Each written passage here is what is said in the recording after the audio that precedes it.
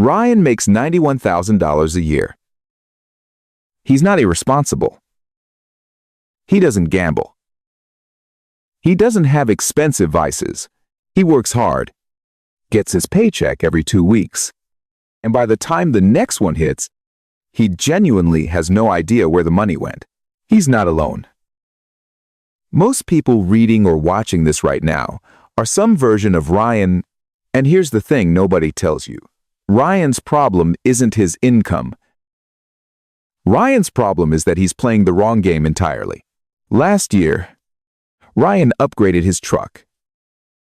Not because his old one broke down. It ran fine. He upgraded because his lease was up and the salesperson at the dealership made it feel insane to walk away from a brand new model for just a little more per month. That little more turned into $320 extra a month. Ryan didn't notice. Because he made enough money that it didn't hit the account like a punch. It hit the account like a slow leak. Ryan also subscribes to 11 streaming platforms. He's counted. He uses 4 of them regularly. He keeps the other 7 because canceling feels like effort. And individually. They're each under $15 a month. Ryan has a gym membership he's visited 9 times this year.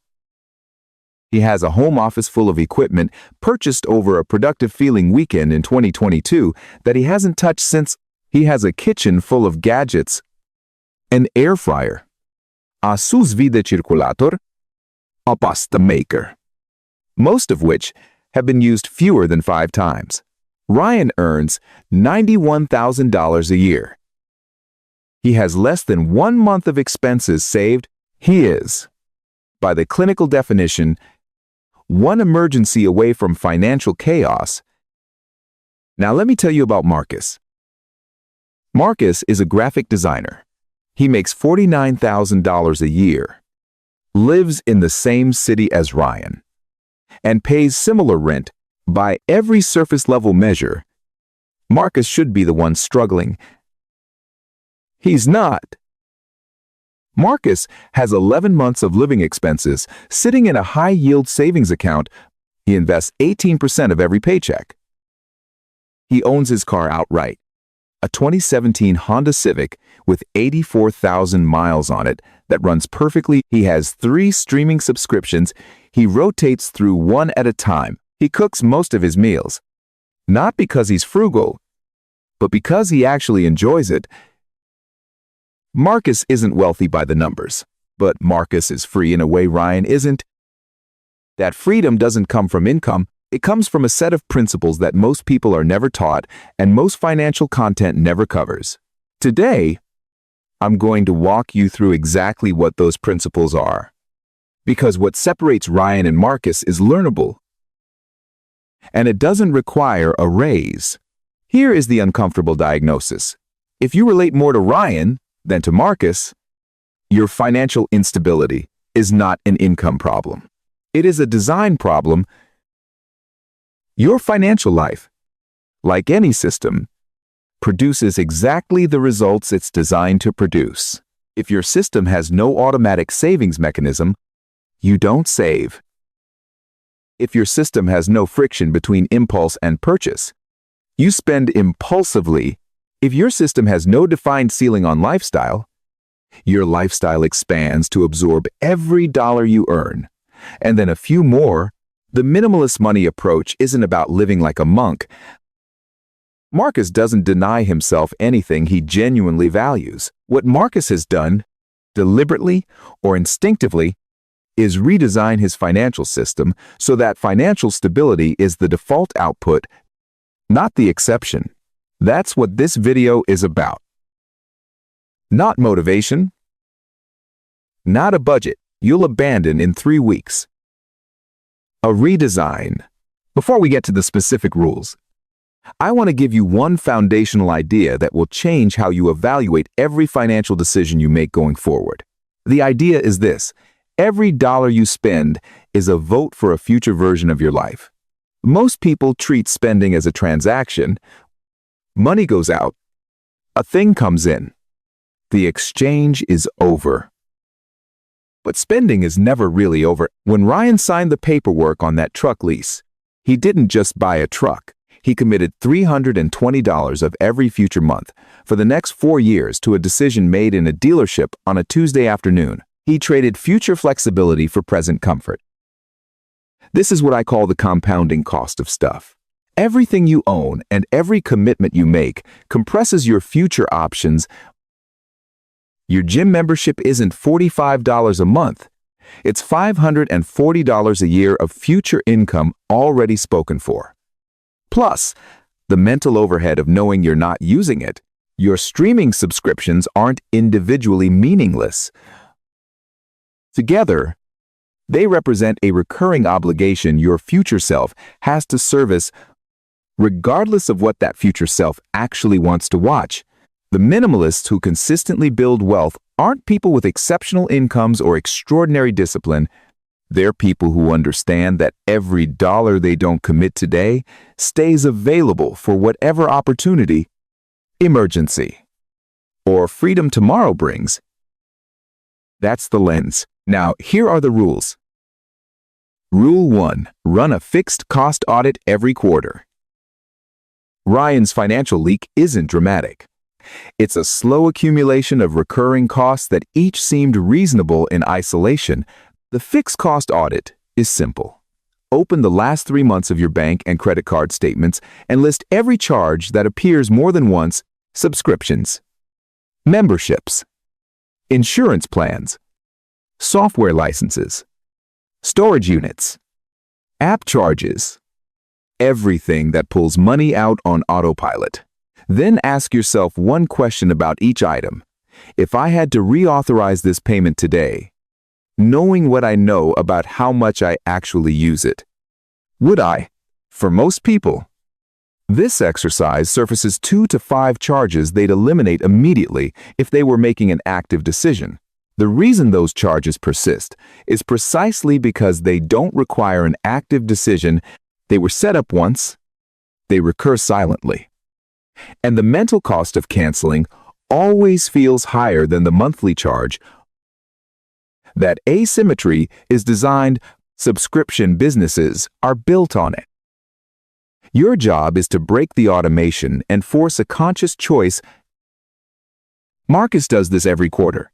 He treats it like a financial health checkup. It takes him about 40 minutes and has saved him more money over 3 years than any single spending decision. Rule 2. Identify your aspirational purchases and stop making them. Here's a pattern worth examining, honestly. A significant portion of what Ryan owns represents the person he intended to become, not the person he actually is. The home office equipment was bought for the freelance career he was going to build on the side. The pasta maker was purchased during a week when he decided he was going to cook differently. The road bike hanging in the garage was acquired when he was going to start cycling to work. Psychologists call these aspirational purchases. Products bought not to serve current behavior, but to anchor a future identity. The problem is that the purchase creates a feeling of progress that substitutes for the actual behavior change. Buying the bike feels like becoming a cyclist. It isn't.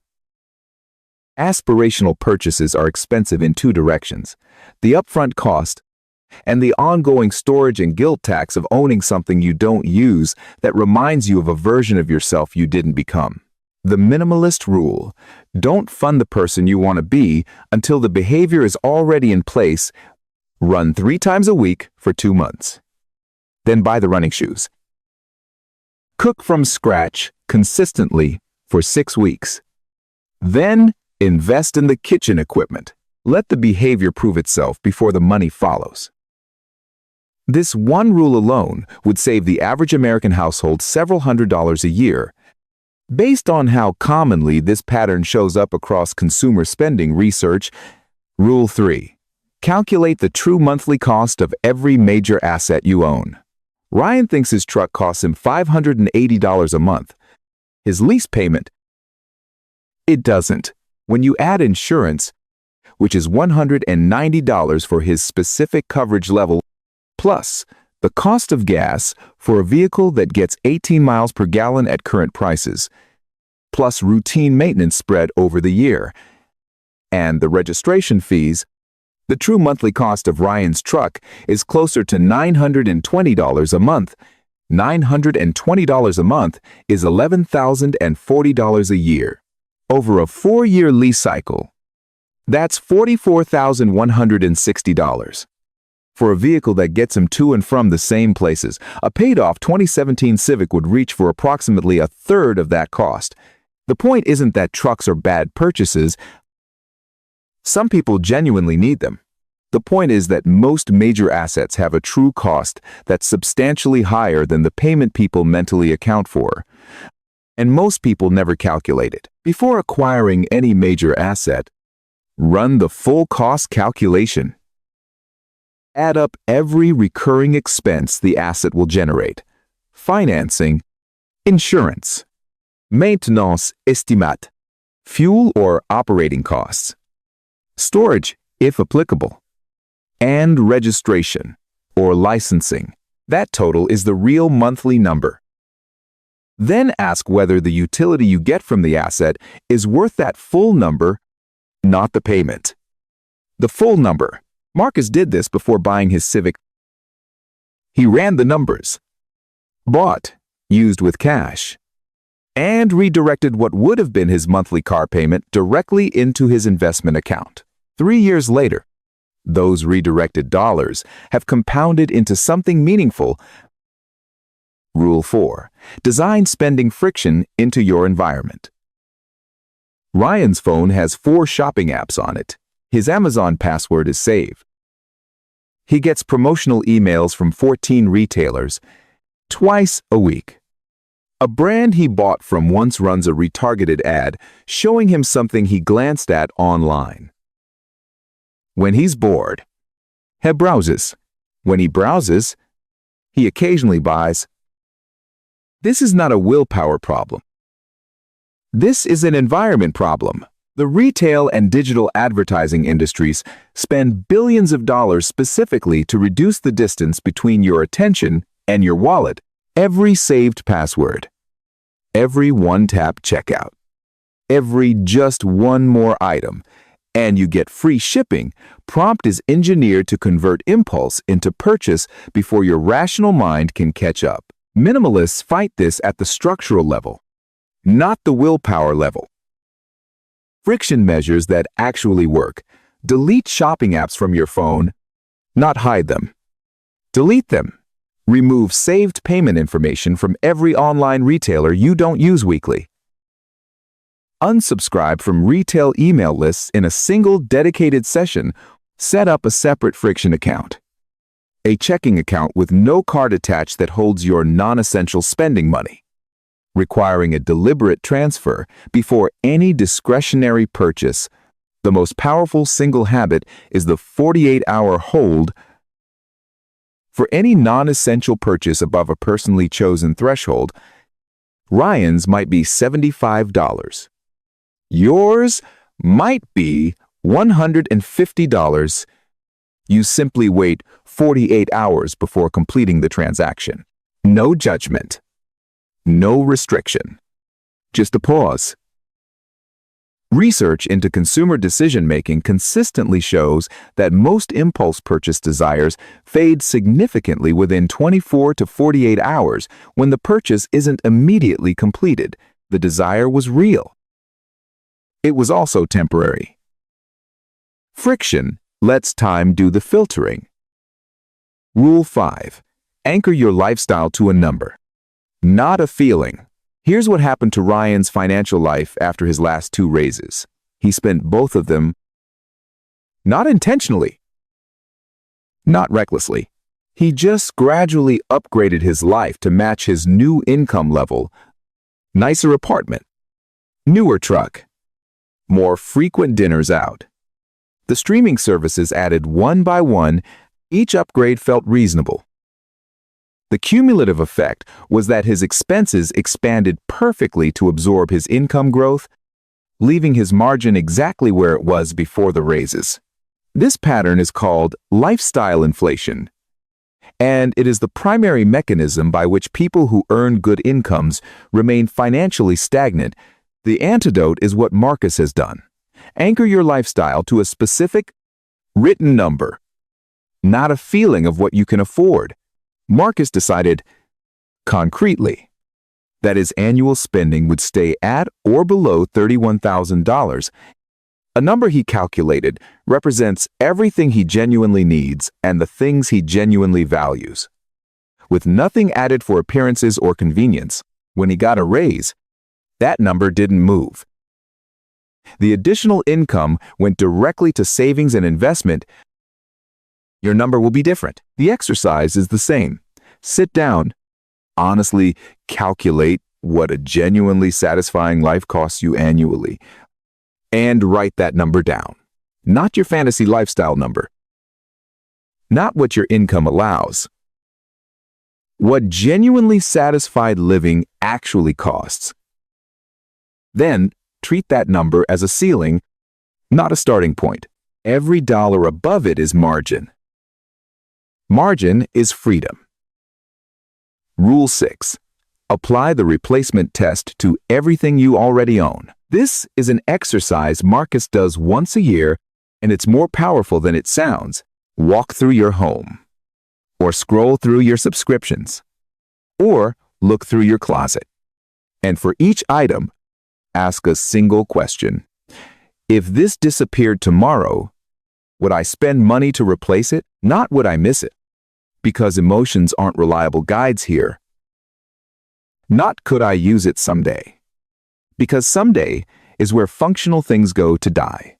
The real question is, would I actually spend money to bring this back into my life?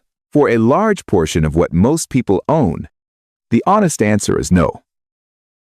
The fondue set, the bread maker, the treadmill currently being used as a clothes rack, the 17 dress shirts from a job that required dress shirts at a job they no longer have, the third television in the guest room that guests don't use. Items that fail the replacement test have negative value. They occupy physical space you're paying for. Storage, rent, real estate. They occupy mental space when they're visible, and they create a diffuse, guilt-adjacent feeling of owning things you're not using. When Ryan did this exercise, it took him a Sunday afternoon. He identified 34 items he would not replace. He sold 12 on Facebook Marketplace, donated 14 to a local shelter, and discarded the rest. The sell-off generated enough to fund 2 months of his Roth individual retirement account contribution. The physical and mental declutter had effects on his daily stress levels he hadn't anticipated. The replacement test isn't minimalism as aesthetic. It's minimalism as financial clarity. Rule 7. Automate every financial behavior you want to be consistent. Marcus doesn't think about saving money. Saving happens automatically, before he ever sees the money. On the first of every month, a fixed transfer pulls $740 from his checking account into his high-yield savings account. On the same day, his brokerage account pulls its contribution. His Roth individual retirement account contribution is set to automatic. His one credit card, which he pays in full monthly, is set to autopay. The result, Marcus's financial health doesn't depend on him being in the right mental state, having enough willpower, or remembering to make good decisions on the right days. The architecture of his financial system produces good outcomes by default. Ryan's system is reactive. He intends to save what's left at the end of the month. There is rarely anything left at the end of the month, because unstructured spending expands to fill available funds. This is not a character flaw. It's a predictable outcome of a reactive system. The principle is this: every financial behavior you want to be consistent should be automated and moved to the top of your payment priority. Treat it as a fixed expense like rent, not a residual amount that remains after everything else. Start with savings. Determine what percentage of your income you want to save, starting with whatever is honest rather than aspirational, and automate that transfer on payday. Before you engage with the money at all, then automate investment contributions. Then set up autopay. Build the architecture first. Willpower can fail. A properly set up automatic transfer cannot. Rule 8. Reframe what you're actually buying when you go into debt. When Ryan financed his truck, he thought he was buying a truck. He wasn't. He was buying the truck now and selling 4 years of future income flexibility in exchange. This reframe matters because it reveals the true trade-off. Debt isn't just a financial instrument. It's a time instrument. Every dollar of consumer debt is a claim on your future labor. Hours and months and years of your working life already committed to past consumption. When you carry a $7,000 credit card balance at a typical interest rate, you're not just paying extra money. You're making choices about what your future income is available for before that future income even exists. Your future self wakes up already in debt to your past self-spending decisions. Minimalists treat consumer debt with a specific urgency, not panic, but the urgency of someone who understands that every month the debt exists is a month of future optionality foreclosed. The interest isn't just a fee. It's rent paid on borrowed time.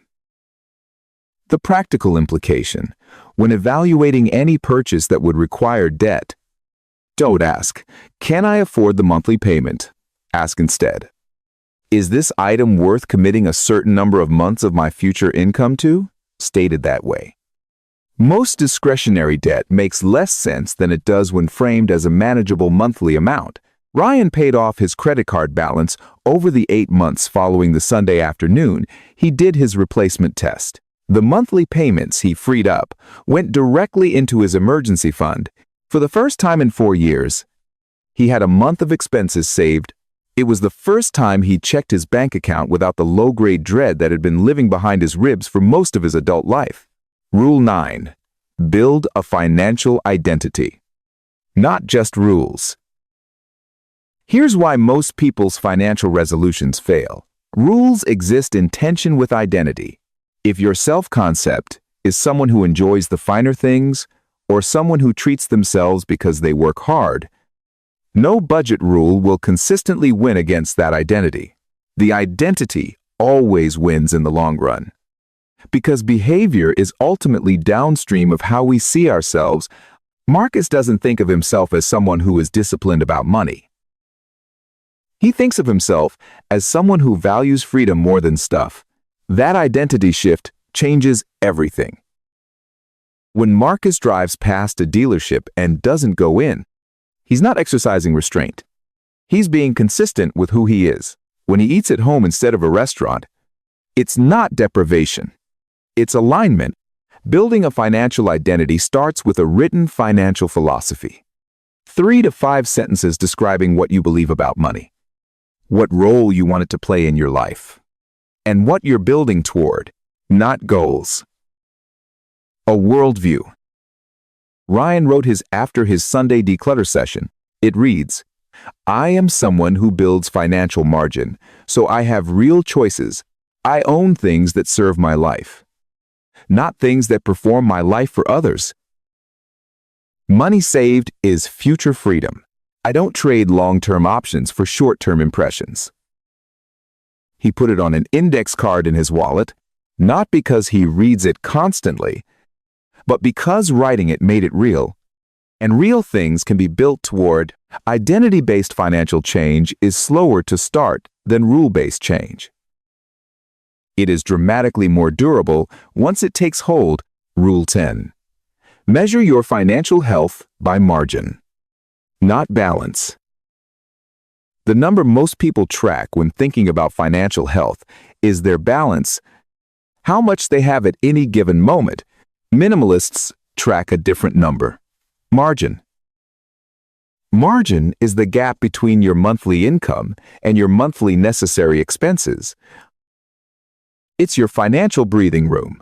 It determines how resilient you are when life does what life does, which is to throw unpredictable, expensive situations at you without warning.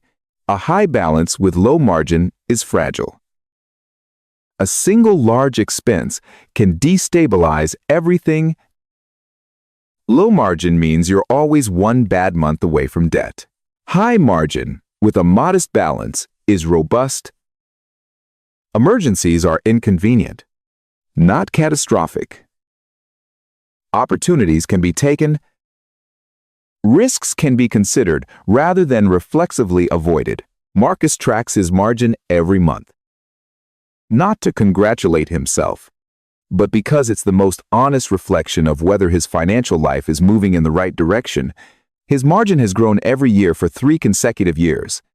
Not because his income grew significantly, but because his fixed costs stayed controlled and he captured the difference. Ryan's margin was negative. He was spending more than he earned through small credit card balances that crept up month by month. After his audit, his replacement test, his fixed cost review, and automating his savings, his margin in the following month was $390. Not life-changing, but positive. And positive margin, like compound interest, grows on itself when you keep the conditions right. The goal isn't a specific margin number. The goal is a margin that's growing, because growing margin is the only financial metric that reliably predicts the one thing that matters most: options. The Ryan and Marcus contrast runs through everything in this video for a reason. Concrete. Specific stories communicate what abstract percentages can't, but let me add a few more illustrations worth holding on to. On the aspirational purchase pattern, consumer researchers have documented a consistent phenomenon, sometimes called identity-based buying. The tendency to purchase products associated with an identity we want to adopt: fitness equipment, musical instruments, professional-grade tools, language learning apps, and productivity software all show disproportionately high rates of underutilization compared to their purchase rates. The purchase provides the feeling of becoming without requiring the process of becoming. On the true cost of vehicles, transportation is the second largest expense category for most American households after housing. And it's also the category where people most consistently underestimate true cost. The sticker price and the monthly payment are the numbers that get attention. The insurance, fuel, maintenance, depreciation, registration, and financing costs are what make transportation one of the most impactful financial decisions most people make, and one of the least carefully examined. On the power of margin, consider 2 households each earning $72,000 a year. Household A spends $69,000. Household B spends $51,000. Household A has $3,000 in annual margin, enough to cover one moderate car repair before going to a credit card. Household B has $21,000 in annual margin. Over 5 years, assuming even modest investment returns, that $21,000 annual surplus represents a fundamentally different financial trajectory, not just in savings accumulated, but in the quality of decisions each household can afford to make. Household A must take the steady job. Household B can consider the risky one. On identity change, behavioral research across multiple fields has consistently found that sustainable behavior change requires an identity shift, not just a rule change. People who successfully maintain financial improvements over years, not just months, tend to describe the change in identity terms rather than discipline terms. Not "I stopped buying things I don't need," but "I became someone who doesn't need things to feel successful." There's a reason Ryan's pattern is so common, and it's not weakness or ignorance. The modern consumer environment is engineered at scale and with enormous sophistication to convert attention into purchase.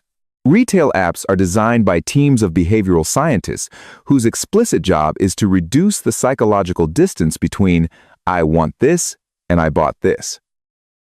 The one-click purchase button, the saved credit card, the countdown timer on a sale, the only 3 left in stock notification.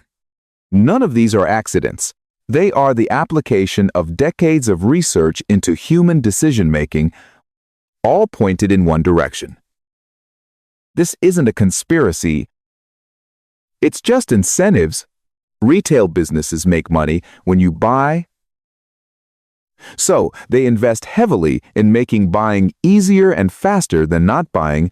Minimalists counter this not through superior willpower. Willpower is a finite resource that depletes over the course of a day, and the retail industry has designed around it. Minimalists counter it through environmental design. They make not buying easier than buying by removing friction from saving and adding friction to spending. There's also a psychological phenomenon worth naming directly. The dopamine response to anticipating a purchase is often stronger than the response to completing one. This is why browsing shopping sites can feel genuinely pleasurable even without buying anything, and why the thrill of a new purchase so often dissipates quickly after the item arrives. The brain is wired to anticipate, not to possess. Minimalists redirect this anticipatory energy toward financial milestones instead of purchases. The growing savings account balance, the shrinking debt number, the expanding margin, these become the sources of positive anticipation, and unlike purchases, their satisfaction doesn't wear off, because the underlying reality keeps compounding. Finally, the relationship between financial stress and spending is bidirectional in a way most people don't recognize. Financial insecurity creates a low-grade chronic stress that makes the short-term relief of a purchase feel more appealing. Not because you're irresponsible, but because your nervous system is trying to regulate. This is why financial stress and consumer spending often increase together, which looks paradoxical from the outside, but makes perfect neurological sense. Breaking this cycle requires addressing the financial insecurity at the root, not just the spending at the symptom. Every rule in this video points toward one goal: building enough financial margin that the chronic background anxiety dissolves, not because life gets easier, but because you have enough room to handle it. If you've stayed this long, you're not looking for information. You already have information. What you're looking for is a starting point that actually sticks. Here's a 4-step sequence that builds on itself, with a realistic timeline. In the next hour, pull up your last 2 months of bank and credit card statements. Spend 30 minutes on the fixed cost audit, listing every recurring charge, then cancel everything that fails the "would I reauthorize this today" test. Don't deliberate it. Don't plan to review it. Cancel now. The money save starts immediately. This week, do the replacement test.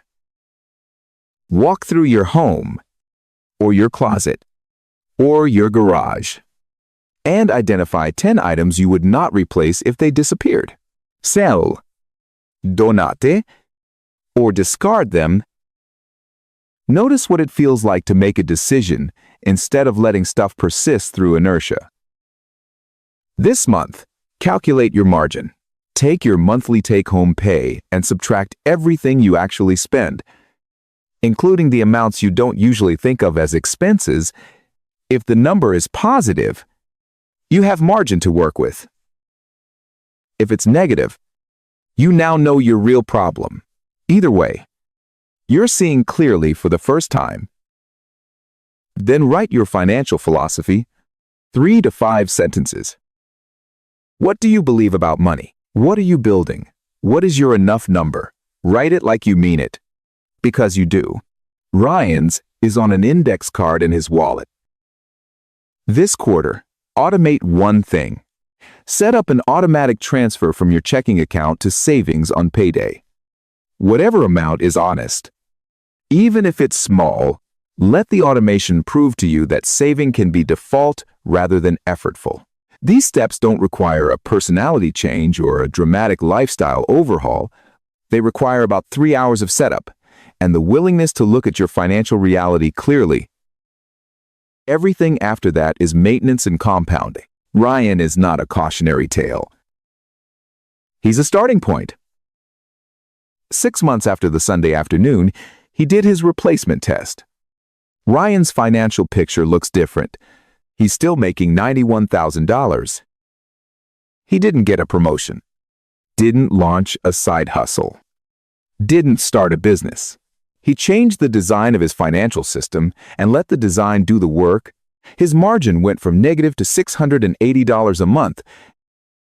He has 2.5 months of expenses saved. He canceled 8 of his 11 streaming subscriptions and genuinely doesn't miss them. His credit card balance is 0. He's funding his Roth individual retirement account for the first time. He still has the truck. The lease isn't up, but when it is, he already knows he's buying a used Civic cash and redirecting the $580 monthly payment somewhere. It will actually grow. He checks his bank account differently now. Not with dread, with something that feels closer to curiosity. Marcus didn't have a secret. He had a framework, a set of principles applied consistently over time that compounded into financial resilience. That framework is what you've just watched. The principles don't require a high income. They require a clear-eyed look at how your financial system is currently designed and the willingness to redesign it. Ryan's version of Marcus is available to him. Your version is available to you. The only question is whether today is the day you start building it. If this gave you something real, share it with one person who's been feeling like Ryan. And if you want the next piece, where the margin goes once you build it and how to invest without overthinking it, that video is already waiting for you. I'll see you there.